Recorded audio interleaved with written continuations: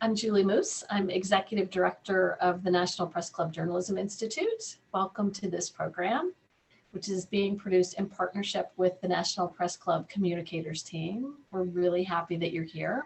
Thank you for making time, all of you, to be here today with us. This is going to be a very informative session packed with a lot of specifics. So we want you to know ahead of time, we will be sharing the slides with you. And we are recording the program, so we will also be sharing a link to the video with you, as well as a recap. So listen, lean in, ask questions, engage, and you'll get all the materials afterwards as well. We hope you will have questions, and we're eager to hear them and to share them and to answer them as many as we can in the time that we have. So please share your questions in the Q&A queue. Please share them throughout the program. We'll be monitoring them and answering them as we go. And we'll have a few minutes at the end for questions too, but don't hold them, okay? So it's my honor now to introduce Danny Selnick, who is a member of the National Press Club Board of Governors and the chair of the club's communicators team. It was Danny's great idea for us to have this program. And so I'm going to turn things over to him to get us started. Thank you, Julie, and welcome everyone. Several years ago, the communicator team of the National Press Club put on a conference at which Francesco Marconi opened the event with a talk on artificial intelligence and what it meant for journalism and communicators. What he had to say was eye-opening and so well received.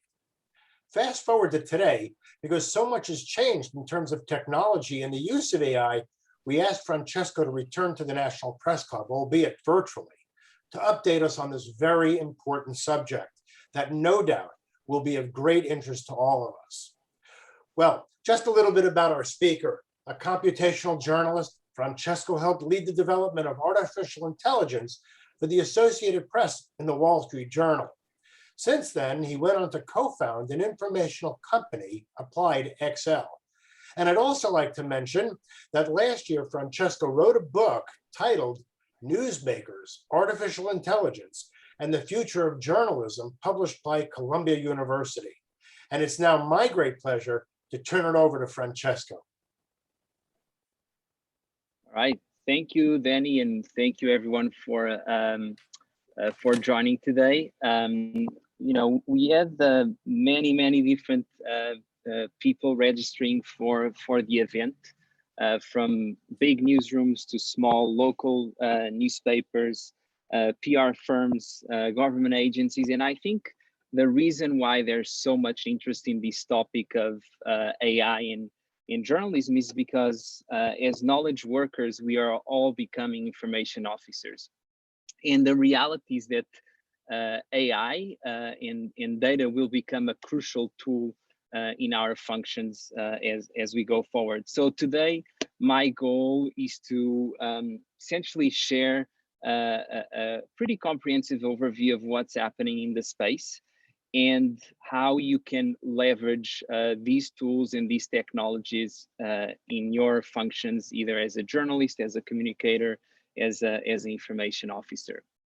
A few things that Julie mentioned, this session will be recorded, so you'll be able to revisit it and see all the case studies that we have for you today. If you want to get in touch, you have my email here. You can also connect on Twitter. And we have prepared a session for you where we'll try to address these four very important questions. So the first one, how AI is being used by journalists and communicators and how you can use it yourself. The ethics behind development of AI and sort of the considerations that you should be aware of as it relates to diversity, equity, and representation. The role of AI within misinformation and fake news. And then finally, we'll address how to avoid these pitfalls.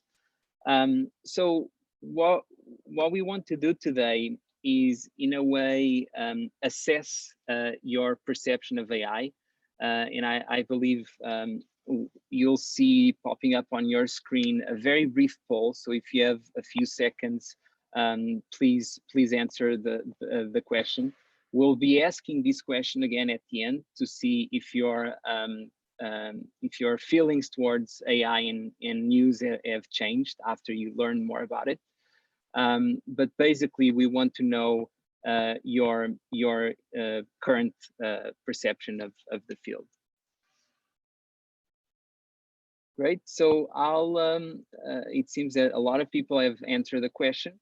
And I want to start by, it's when we are dealing with sort of new technology and thinking about future implications, I always find it very useful to contextualize it with history.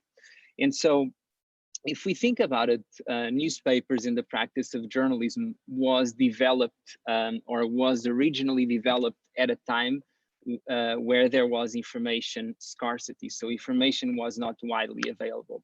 And so the news industry had to go through a necessary process of standardization in order to be able to source information that was not that widely available. And so that's why you saw the emergence of things like the inverted pyramid method and organizing the workflows around beats and the coverage around news cycles and so on. But the reality is that even after we adapted and developed these processes, now we have reached an inflection point where we went from a period or an environment of scarcity to an environment of information abundance. So there's too much information, and the role of the journalist, the role of the communicator shifts from being the gatherer of new information to becoming more of a filter and the contextualizer of that data.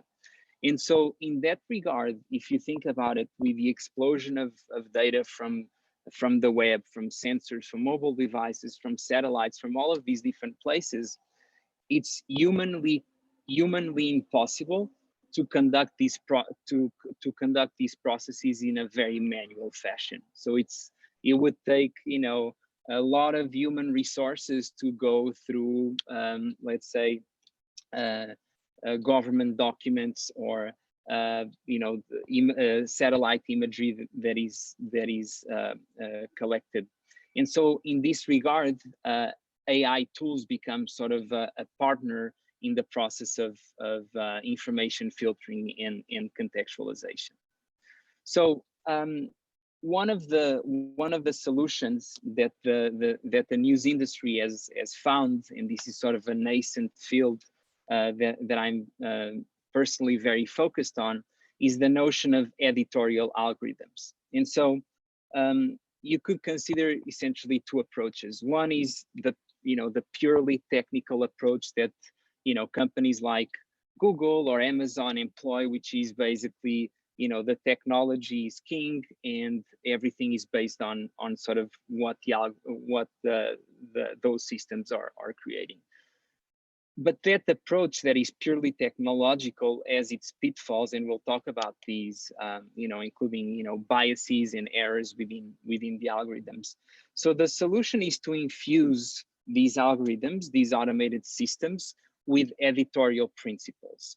And so the way of thinking about it, and we'll show you all many different examples of what editorial algorithms are, is essentially having the journalist, in this case, the computational journalist, adapt and attribute different weights, different conditions and different principles to how the machine makes decisions. And so this is what an editorial algorithm is, which is, as opposed to just building a technology with no considerations for the standards or how that information impacts its consumers, it brings the principles of journalism into technological development. And so in this regard, since the human journalists and the knowledge experts have so much to say and so much responsibility in AI, what is happening is that AI is actually creating new jobs and responsibilities within news media. And I've listed here just a few, so you are aware of sort of the high level environment and all of these opportunities that are emerging. But you see news organizations hiring automation editors that are responsible for planning how workflows can be augmented through AI. You also have computational journalists that are essentially individuals that have a background both in journalism and data journalism, as well as computational as well as engineering, who are responsible for developing these editorial algorithms. And the reality is that as these tools proliferate in newsrooms and communication companies, there's the need for someone to manage all of these tools. And so this is the responsibility of newsroom tool managers. But the reality is that it's not only in completely new jobs. What's happening is that existing jobs are also evolving and taking on more responsibilities. So, for example, people responsible for standards in ethics at different newsrooms are now taking the role of AI ethics editors. So they are looking at issues related to transparency, the balance of the data sets, the explainability of algorithms, and so on. So these are positions that are that exist today. These are not roles of the future. These are very much roles of the present. And as we go into the different use cases that we have for you today, you'll see the importance of having these roles within different organizations. So today I want to talk about 3 areas where AI is dramatically changing journalism and information gathering and communications. And we'll use this as, in a way, our framework for this session today. So AI is impacting all these 3 value points of journalism, from news gathering, where you have algorithms used to mine data from sensors, from the web, from public data sets. Then the second step is, once you have that data, what do you do with it? And so you see a lot of organizations employing smart tools to basically turn that data into stories and content. And then finally, once you have the information packaged, AI can also be used to optimize the circulation and the distribution, so audiences get the information they need. And so with this framework in mind, I'm now going to walk you through a few use cases for each one, and then some considerations and pitfalls for the use of AI within these processes. So let's start with AI in news gathering. So how do we make sense of all the information that is out there, and how do we identify what's newsworthy in an environment, as I mentioned, of information abundance?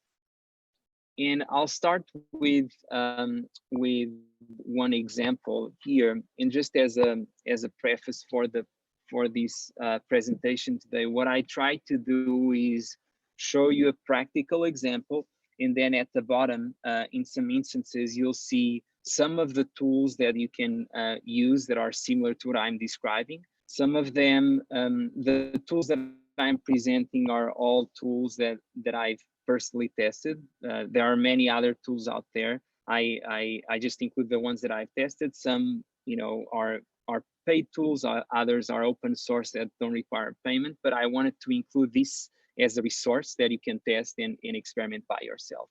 So I'll start with this example around how AI is being used for event detection in social media. And so, in other words, how do you make sense of everything that people are saying in platforms like Twitter or Reddit, and how do you find the newsworthy topics within those areas? So the example that I have here is a platform by Reuters, which is called NewsTracer, that, as I mentioned, is used to monitor emerging topics. And one very particular use case is in 2015, Reuters was able to monitor media activity around a shooting before any other news organizations. So the value here in events like, you know, terrorist attacks or extreme weather, or, you know, I should say breaking news in general, where people run in post on the general public posts on social media, these tools are a way to detecting those outliers and then inform newsrooms that there's something here to look into a bit further. Another example of sort of this idea of mining information is more related to text mining. So the International Consortium of Investigative Journalists used AI-powered tools for automatically recognizing and indexing text documents that had been leaked.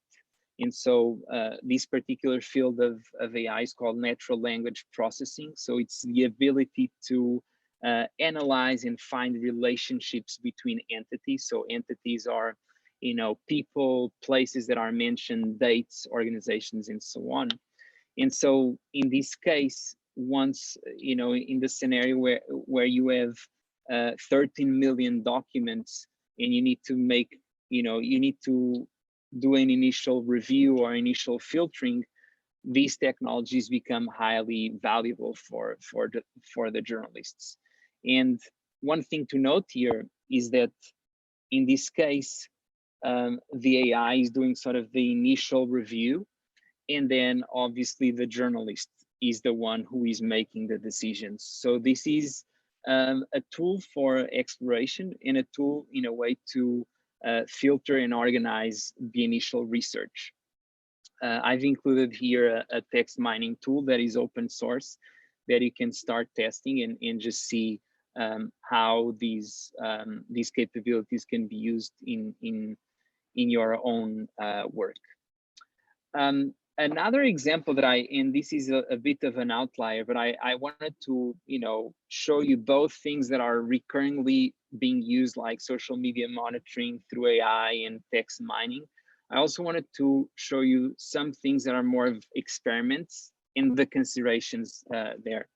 So this is the example that you're seeing here is Quartz generating alternative signals. So trying to find hidden insights within data. In this case, the data is video. So Quartz said both robots and human journalists watch a debate between Hillary Clinton and Donald Trump, and then have the algorithm detect facial expressions. And so the thinking behind it was that you would potentially be able to surface hidden insights when one of the candidates was mentioning a particular topic or a policy, how they really felt. So do the words match the emotions and the expressions?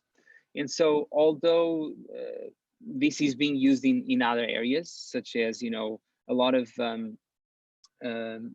quantitative hedge funds are using some of these techniques to monitor earnings calls by CEOs and seeing if, you know, if there's stress in the voice when there's an announcement of a bad result and so on. In journalism, this is very tricky, and there are many ethical considerations here. And the reality is that these systems are fallible because we don't exactly know how these machine learning models and computer vision models were trained. And so we don't really know the accuracy of these alternative data signals.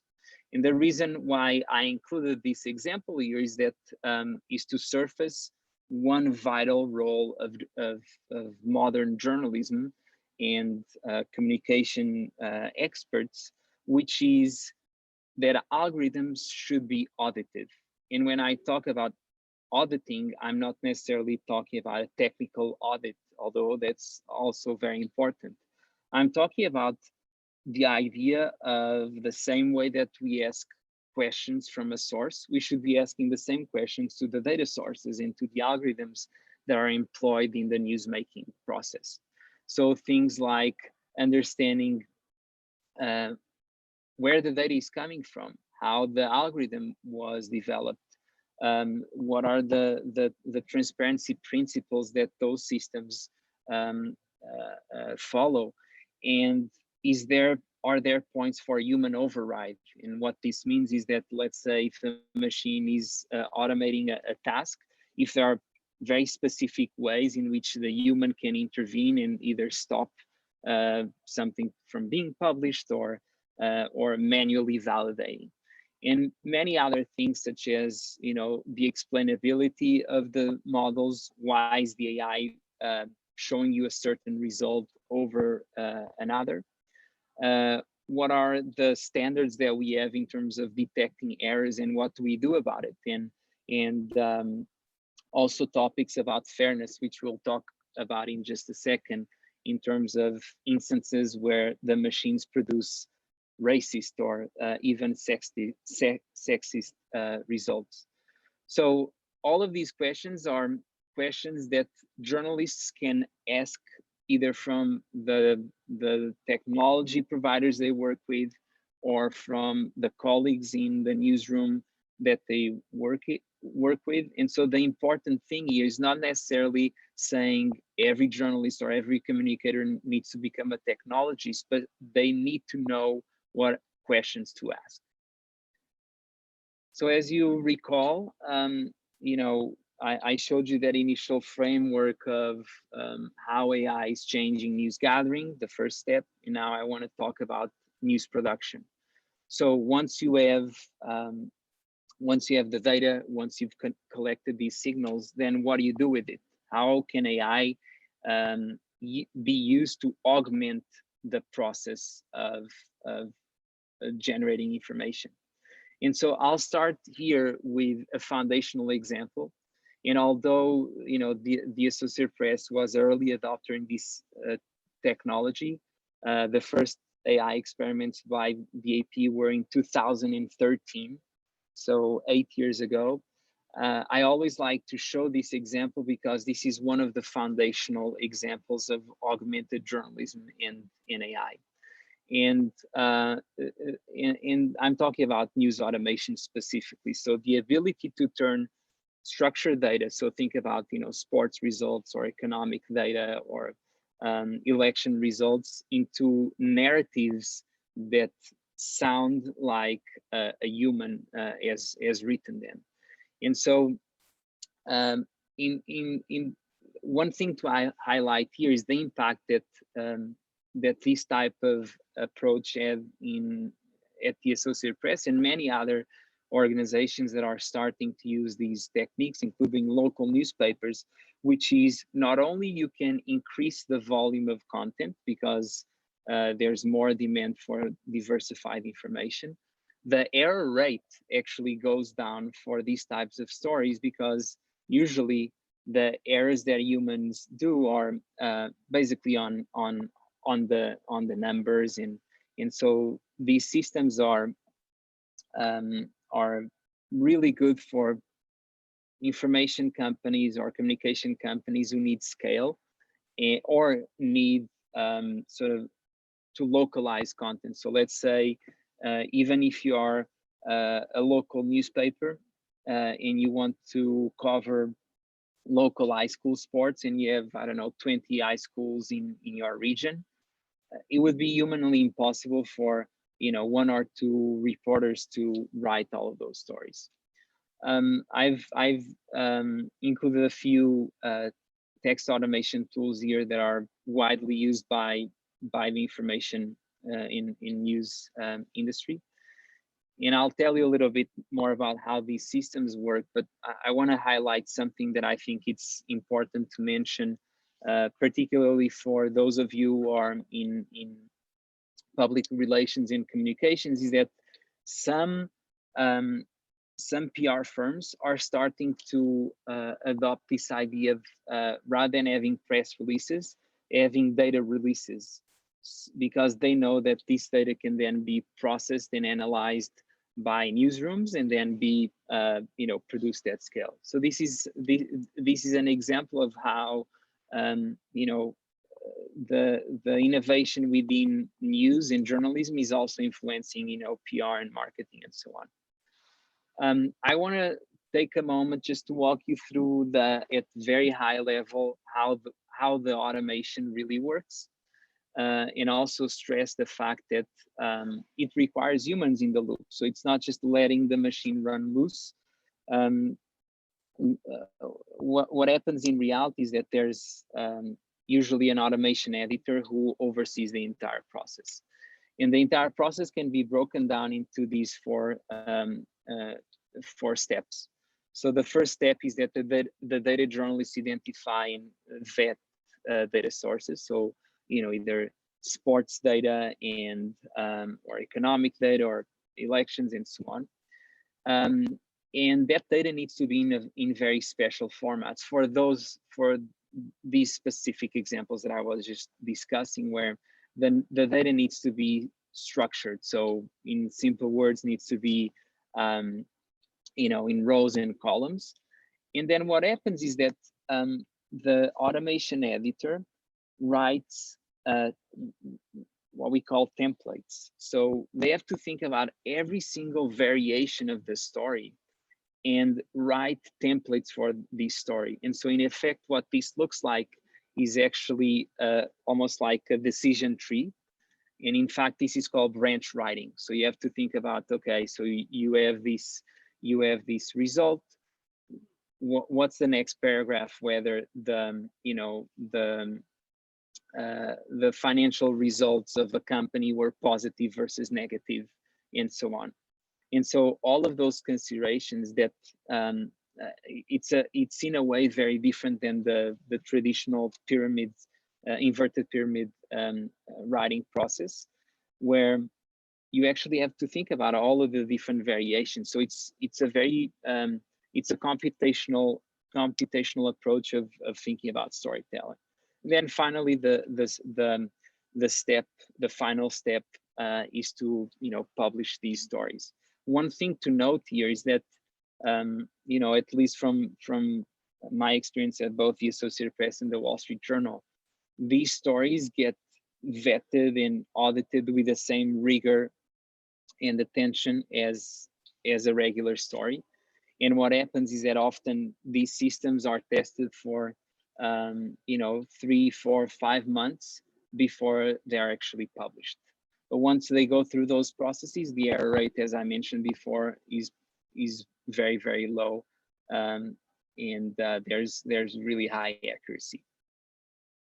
So I'll go into another example that I think it's important, that is also related to the generation of text. And so rather than generating new content from raw data, from numbers, it's about generating content from existing news articles. And so this is where automated summarization comes into play. The example I have here is from Bloomberg, where there's a few years back, they launched this feature called the Bulletin, which are essentially machine generated summaries that give you a preview of what the longer story is about.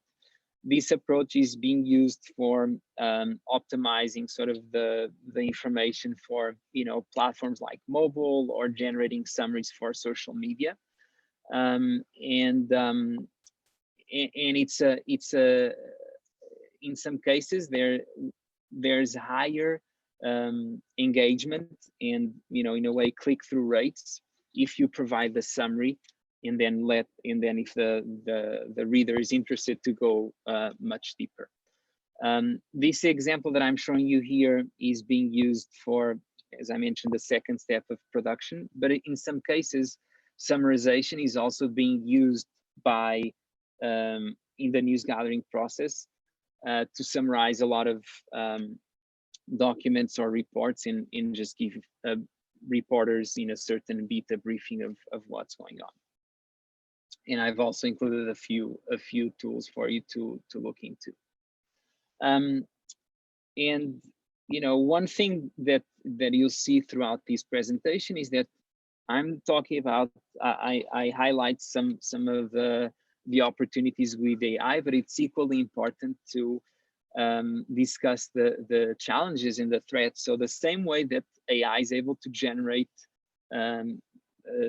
text articles that are reliable and actually informative, AI is also able to generate fake news at the scale that has never been seen before. So the example that I'm showing you here is a fully automated fake report. And so there are some systems where you can just play around and see what they do in terms of generating text. And in this particular case, the only thing that I wrote was I started by typing the Journalism Institute at the Press National Club, and then the machine wrote these few sentences, and I'll read just so you have an idea.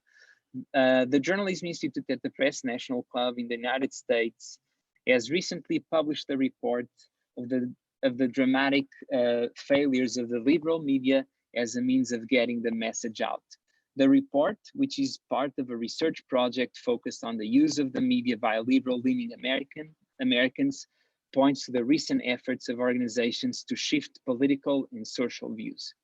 So just to reiterate, this text is AI generated and it's fake. So you can start seeing and realizing the dangers of these technologies, and a way for detecting these fake texts is also to use AI to combat fake news. I'll also touch on something slightly different, which is we talked about like the production, but I also want to talk about a few other areas in which AI is enabling the workflow and optimizing the workflow. An example that I have here is how Sky News used AI for facial recognition in subtitles for the royal wedding. And essentially this, in some cases, if you have ever been involved in video production, doing the subtitles and adding tags to the video is a super time consuming process. And this is an example where AI can expedite that quite dramatically. But as in any other instances, AI can be used for good, and it can also be have negative consequences. And so this is sort of the second warning of this presentation, where specifically these types of image and facial recognition systems have been found to be biased and sexist. So I want to show you some results from a fascinating research study at MIT Media Lab, where researchers looked at bias within these systems. And what they found is that algorithms showed an error rate of 35% for darker skinned women when compared to just 1% error rate for lighter skinned men. And so in this instance, the AI systems or the facial recognition systems that were tested had been trained with data that was over-indexed for white males. And so what happens is that the machines propagate the biases of the data. And if you think about it, the data will also propagate the societal biases that exist. And so that's why, algorithmic auditing and issues related to fairness and transparency are so important. I want to highlight two really fascinating organizations that are doing a lot of work in this realm to to highlight the problem of machine bias. One is the Algorithmic Justice League, and then the AI Now Institute at New York University. And then I want to also address another important thing, and I think this is a topic that is very important and has been widely discussed in the last several years, which is diversity and representation in AI is crucial. And so the individuals who write and develop these programs, according to recent data from the Bureau of Labor Statistics, are still largely white males. And there's a fascinating study. Actually, I shouldn't call it fascinating. I should call the results pretty problematic. That found that only 12% of leading machine learning researchers are women. So this is very important because the people to first notice these issues are mostly users who are from that specific minority or that specific community, and therefore fostering a diverse AI team is crucial. I want to also talk about sort of 4 points or 4 strategies for addressing AI bias. And then I'll pause for a second in case, Julie, you have some questions from the audience. So before we do that, a few things that I want to highlight. So the importance of establishing processes and implementing regular audits for checking for bias. If you recall earlier in the presentation, I walked you through some of those questions that you should be asking from algorithms. Another very important thing is that making sure that within the AI development process, there are checkpoints where humans are involved in terms of checking for errors, looking for bias results, and so on. The same way that, newsrooms and communication companies have their editorial principles, we should also have data and AI principles around transparency and accountability. And then finally, having a clear strategy for bringing diverse perspectives to AI, from training to hiring in partnerships. And Julie, you might have some questions, and I'll pause here for a moment to make sure we are addressing them. Thank you. Very good timing. We do. So Natalie Doyle asks, do any of these tools distinguish hints of things at ideological bents of news organizations by accounting for agency and actions described in news stories? For example, use of passive voice versus active verbs, adverbs, adjective use, etc.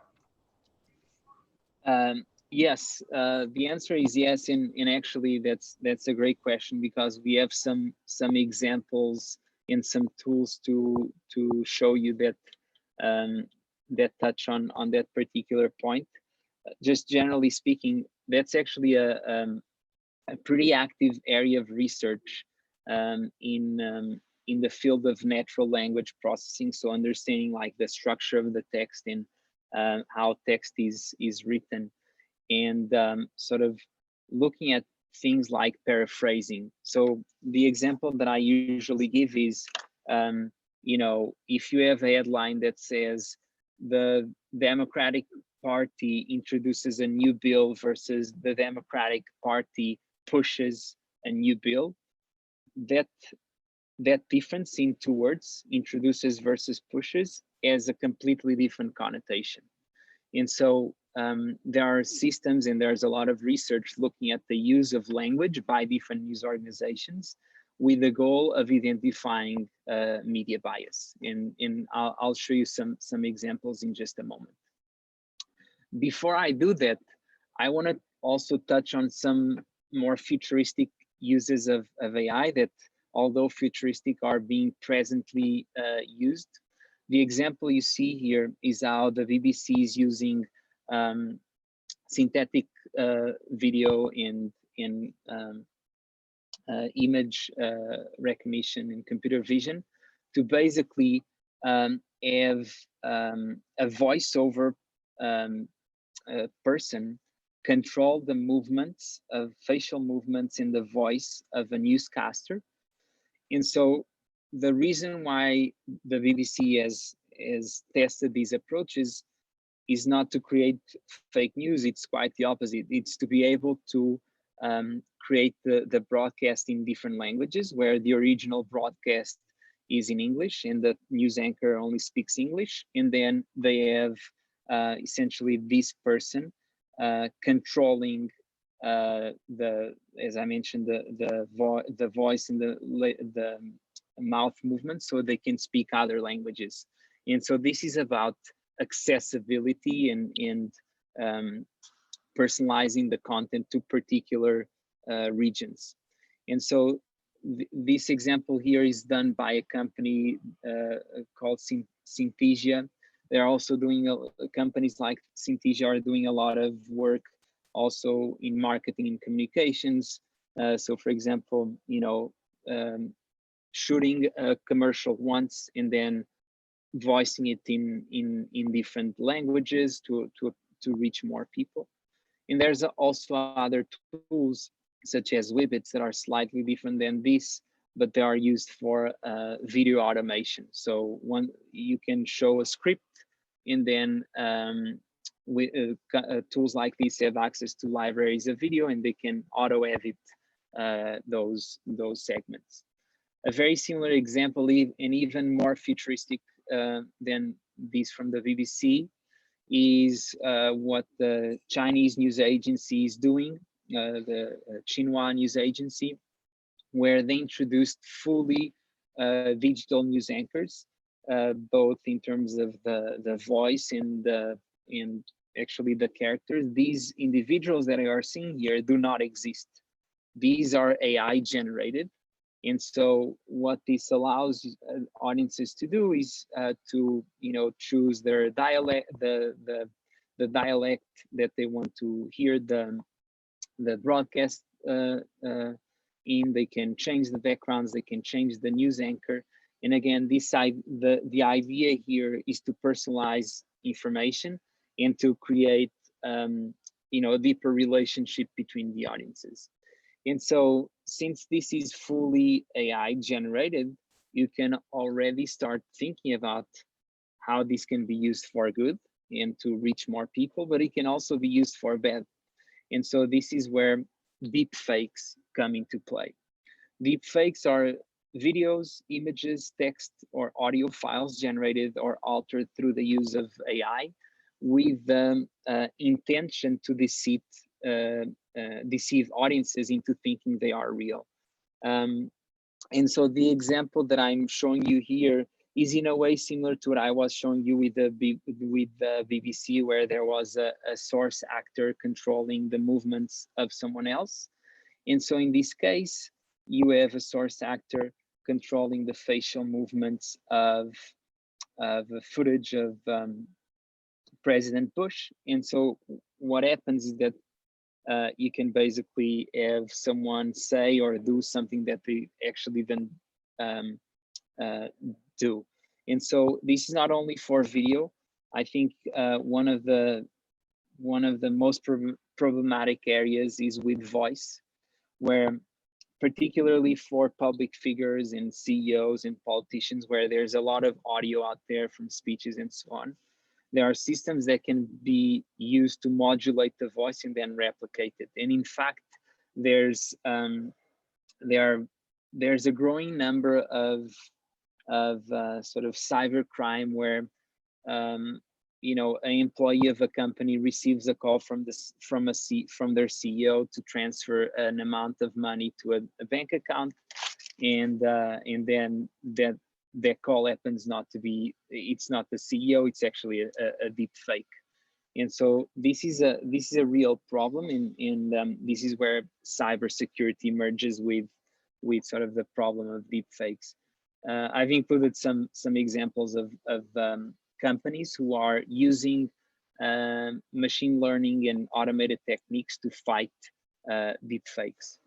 But there are also other approaches to detecting deep fakes, and I included just a few that you see here, and I'll walk you through these very briefly. So the first one is the lack of eye blinking within deepfakes. And this was true for at least the initial versions of deepfakes, and that the maybe 1-2 years ago, when deepfakes really start proliferating, they then have eye linking. But the reality is that it's almost like a cat and mouse game where someone finds a faulty thing with a deepfake, and then there are researchers that then try to address. So a lot of the deepfakes now actually have eye blinking. So this was valid for a moment or for a period of time, and it's in some cases it's no longer valid. The other approach that I hope you can see at least a little bit is pulse signal, where you amplify the pulse of an individual 100 times. This is research by MIT. And if you can see in the pulse signal amplified, you see sort of like the blood vessels becoming red. And in deep fakes, the sort of the color of the face when magnified, the pulse is always, the same. Other approaches are related to image blurriness. These are sort of more obvious, but if there's issues with image blurriness, might be an indicator that it's a deepfake. And then finally, machine learning. So there's a lot of innovation in tech companies trying to solve the problem of machine learning. I'll mention just one more thing, and Julie, maybe you have another question from the audience. But the reality is that fake news will always exist, and so deep fakes is just another variation of fake news. And the reality is that the best way of addressing this is to follow the journalistic principles and the standards that have been followed for hundreds of years. Julie, do we have another question from the audience? We do, thank you. The question is, what types of companies are using AI releases, and how do you think they affect news coverage? Just to clarify, by AI releases, I assume you're asking about uses of AI, and if so, everyone is, everyone in the sense of large news organizations, small news organizations are using it, as well as communications firms. And the reason for that is that the cost of these AI tools is being lowered dramatically as you have open source tools and cloud computing becomes cheaper. But the reality is that there's a huge innovation gap between the large news organizations or the large firms that have access to technology, and then the smaller firms. And this is particularly problematic within news in smaller newsrooms, that you have the large news organizations like the Wall Street Journal or the New York Times or Washington Post having the resources and even building their own in-house AI systems and becoming exponentially more efficient. And then the small newsrooms are sort of, because of lack of access to technology or resources, they are, proportionally becoming less efficient. And so the way of addressing this innovation gap is to invest in open source tools and engage with the open source community. And another approach that has been very effective for smaller organizations is to partner with academic institutions. I think one other part of his question, or her question, or their question, had to do perhaps with news releases, with communicators using them. I'm not sure. So we can hold that one maybe if we have time. Just a housekeeping thing that I want to mention is some of you have asked about links that are included in the slides. We'll make sure that when we send out the slides this afternoon, that the logos of companies that are mentioned are linked through to the company. And you've asked about which tools are free and which tools are not free. That'll be clear, as you have those links available. And thank you, and for clarifying. The question was about AI press releases, and then how does that impact news stories? So press releases or news releases, material generated for the purposes of suggesting, pitching a story to a news organization or to another, to another publisher to pick up. So is anybody using it for that? And if so, what impact, if any, do we know about? Yeah, I mean, yeah. So I think it's I think there are two from press releases and PR firms specifically. There's these two approaches of excuse me, automating press releases. So if the PR agency has access to the data of the clients they represent, and some of the large PR firms are experimenting in their realm.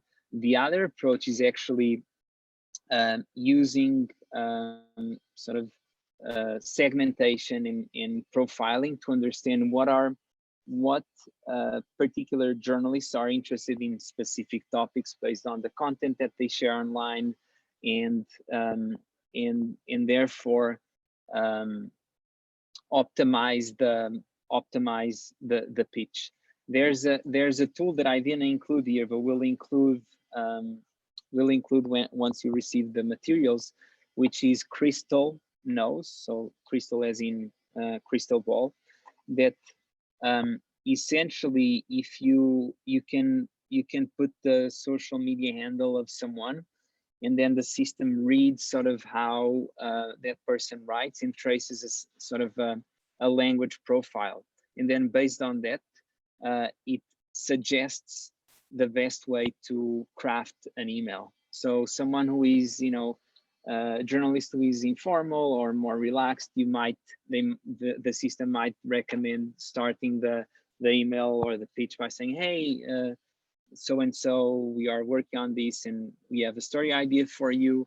Some other people have more formal profiles, and might recommend sort of more formal language. So it's not only about the press release the press releases that are being automated, but it's also helping optimize the pitches. And I think it's in a way a more efficient way to provide journalists the potential stories ideas that they are interested in writing about. So with that, I want to have a poll here, if we can pull it up. And I know we are in a way running up on time. I'll try to maybe Julie take a few minutes in concluding some of the things here, which we then have the chance to touch on. But I want to talk also about the last step, and perhaps we won't have time for the full presentation, but you'll have this. So in terms of distribution, one thing that is being a lot is personalized news, where the systems understand the habits and the interests of the readers, and then suggest stories. And these systems live within the publisher's websites. The problem here is that creates information bubbles. So there's a risk of showing information that matches the preconceived notions or the points of view of that particular audience member. And what ends up happening is that you only have one side of the story. And so that's one of the drivers of polarization in the media landscape. The good news, and this is addressing one of the questions that was asked before, is that there are fascinating tools that are trying to help navigate this problem of media polarization. Now I want to call out two tools. One is the split screen by the markup, that basically allows you to see how different audiences perceive how different audiences have different news consumption habits on the same topics, where you can see, you know, what Biden voters are exposed to on social media versus Trump voters. And then the other tool is Blind Spotter by Ground News, where you can type the handle of someone, and you'll see their media consumption in terms of the influencers, the top influencers, and the top 3 sources. One example here is Mitt Romney, you know, a Republican, and I found this curious of using more liberal-leaning news organizations like the Washington Post and the New York Times as links that Mitt Romney often shares. So these are 2 tools, and there are others that can help navigate the issue of information bias. I'll also touch on another important topic, which is audience moderation, in how organizations, the New York Times, are using systems to help them flag potentially harmful content, and then the editor makes the decisions on whether that post or that comment should be removed. The problem here is that, again, in some instances, these AI moderation systems are fallible because of the data they are used, that was used to train the AI. So it's very important, again, to test and validate the results that these systems are suggesting. One last example, I believe, is the business impact of AI, and how, in this example, the Wall Street Journal is using machine learning to optimize its paywall, and it knows when to best suggest promotions or lower pricing, and that drives, you know, engagement in subscriptions. Julie, I know we are up on time. I'm very happy to continue, or just sharing some closing remarks. Otherwise, I'll let you handle it from here.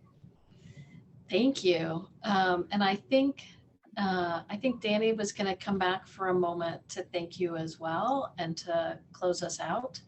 I know we didn't get to everything, as Francesco mentioned. We will send all the slides, so you'll get to see the things that you missed, and he has very graciously agreed also to share his email address, so that you can ask him any additional questions as well. We're really grateful to you, Francesco, for the great program today, and to all of you for spending time with us. And we count on your support. We count on your participation for programs like this. We have waived all of our registration fees at a savings of tens of thousands of dollars from the time the pandemic started. So we really appreciate your support with donations, and we really appreciate your feedback on the program. So when we send you an email later today with the slides and a link to the recording, we'll also send you a survey asking you to let us know what worked and what it is that we could do better next time to help you. So thank you again, Francesco. Thank you, Danny. Stay well, everybody, and we look forward to seeing you again soon.